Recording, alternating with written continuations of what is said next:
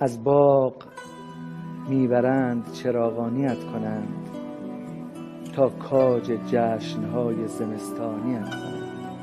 پر کردند صبح تو را ابرهای تار، تنها به این بهانه که بارانیت کنند. یوسف به این رها شدن از چاه دل مبند، این بار میبرند که زندانیت کنند.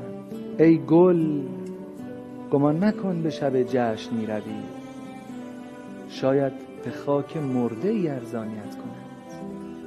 یک نقطه بیش فرق رحیم و رجیم نیست، از نقطه ای بترس که شیطانیت کنند.